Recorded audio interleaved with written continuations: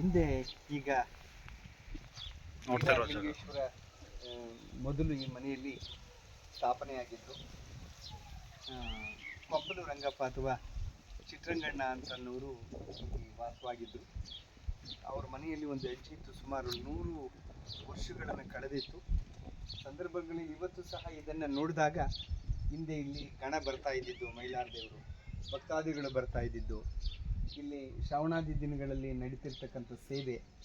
But ಈಗೇನಾಗಿದೆ ಅಂತಂದರೆ ಇಲ್ಲೆಲ್ಲ ಬಿಟ್ಟು ಅವರು ಬೇರೆ ಕಡೆ ಸ್ಥಳಾಂತರವಾದ ಮೇಲೆ ಇಲ್ಲಿ ಯಾರು ನೋಡ್ಕೊಂಡವ್ರು ಇಲ್ಲದ ಕಾರಣ ಮನೆಯೆಲ್ಲ ಸಹ ಶಿಥಿಲಾವಸ್ಥೆಗೊಂಡಿದೆ. ಇದು ಮಲೆಯಣ್ಣವ್ರ ಮನೆ ಅಲ್ಲ? ಮಲೆಯಣ್ಣವ್ರ ಮನೆ ಮಲ್ಲೇಶ್ ಅಂತ, ಬಸವೇಗೌಡರು ಅಂತ, ಬಸವೇಗೌಡರ ಮನೆ. ನಮ್ಮ ಸ್ನೇಹಿತರು ಮಲ್ಲೇಶ್ ಅವರ ತಂದೆ ಅವರು ಮಲಿಯಗೌಡ ಅಂತೇಳಿ ಅವರೆಲ್ಲ ಹುಟ್ಟಿ ಬೆಳೆದಂತಹ ಒಂದು ಮನೆ. ಹಿಂದ್ಗಡೆ ಚೌಡಣ್ಣ ಮನೆ, ಚೌಡಣ್ಣ ಅವ್ರ ಮನೆ ನಿಂಗಣ್ಣ ಅವ್ರ ಮನೆ, ಚೌಡಣ್ಣ ಅವ್ರ ಮನೆ ನಿಂಗಣ್ಣ ಅಂತೇಳಿ ಅವರದು ಆ ಮನೆ. ಹಳ್ಳಿಗಿಡದಿಂದ ಆ ಕಡೆಗೆ ಬರ್ತಕ್ಕಂಥದ್ದು. ಶಿಥಿಲಾವಸ್ಥೆ ತಲುಪಿದೆ. ತುಂಬಾ ಜನ ಮಕ್ಕಳಾದ್ರೂ ಸಹ ಇಷ್ಟು ಚಿಕ್ಕ ಜಾಗದಲ್ಲಿ ಜೀವನವನ್ನು ಮಾಡಿದ್ದಾರೆ. ಇಲ್ಲೇನೆ ಎಲ್ಲ ರೀತಿಯಲ್ಲೂ ಇದನ್ನ ಮಾಡಿರ್ತಾರೆ. ಬಾಬಮ್ಮ ಅವ್ರ ಮನೆ ಅಂತ, ಬಾಬಮ್ಮ ಅಂತೇಳಿ ಗಣೇಶ್ ರಾವ್ ಅಂತೆ ಅವ್ರಿಗೆ, ಶಿವಾಜಿರಾವ್, ಗಣೇಶ್ ರಾವ್, ಮೂರ್ತಿರಾವ್, ನಾರಾಯಣ ರಾವ್ ಅಂತೇಳಿ ಮಕ್ಕಳುಗಳು. ಅವ್ರ ಮನೆ ಇದು ಬಾಬಮ್ಮನವ್ರ ಮನೆ ಅಂತ ಹೇಳಿ.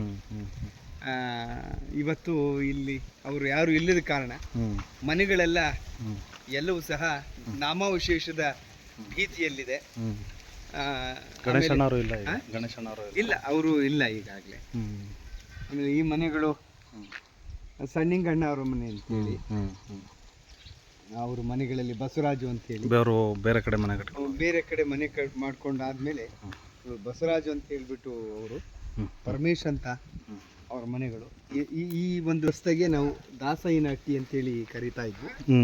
ಇಲ್ಲಿ ವೆಂಕಟರಮಣ ದಾಸರು ಅಂತ ಇದ್ರಂತೆ, ದಾಸಯ್ಯನವರು ಅಂತ. ಹೌದ್ರಾ? ಅಂಗಡಿಯನ್ನು ಇಟ್ಕೊಂಡಿದ್ರಂತೆ. ಅಲ್ಲಿ ತುಂಬಾ ಉತ್ಕೃಷ್ಟವಾದಂಥ ಬೋಂಡ ಕೊಡೋರು ಅಂತೇಳಿ ನಮ್ಮ ಅಜ್ಜಿ ಕಾಲದಲ್ಲೆಲ್ಲ ಹೇಳ್ತಾರೆ. ಇದನ್ನ ದಾಸಯ್ಯನಹಟ್ಟಿ ಅಂತ ಹೇಳ್ಬಿಟ್ಟು ಇದಕ್ಕೊಂದು ಹೆಸರು. ಬಟ್ ಹಿಂದೆ ಇಲ್ಲೆಲ್ಲ ತುಂಬಾ ಜನಗಳು ಇದ್ದಿದ್ರು. ಮನೆಗಳು ತುಂಬಾ ಕಿಕ್ಕಿರದ ಜನಸಂಖ್ಯೆ ಇತ್ತು. ಈಗ ಜನಸಂಖ್ಯೆನೂ ಕಡಿಮೆ ಆಯ್ತು. ಇಲ್ಲಿಂದ ಬೇರೆ ಕಡೆ ಸ್ಥಳಾಂತರಗೊಂಡ ಮೇಲೆ ಇದು ಜೋಗಿ ಬೀರಣ್ಣನ ಮನೆ, ಸಣ್ಣಪ್ಪಣ್ಣ ಪುಟ್ಟೇಗೌಡರು ಅಂತ ಹೇಳಿ. ಆನಂತರ ಪಕ್ಕದಲ್ಲಿ ಹಳೇ ಮನೆ ಅಂತೆ, ಅದು ಸಿದ್ಮಲ್ಲೇಗೌಡರ ಮನೆ. ಬಟ್ ಅವರು ಮೂಲ ಪೋಷ್ ತಿಮ್ಮಣ್ಣ ಇದಾರಲ್ಲ, ಅವ್ರ ಮನೆ ಅಂತೆ, ಅದು ಕೊಟ್ಟದ್ದು ಅಂತ ಹೇಳ್ತಾರೆ. ಇದು ಜೋಗಿ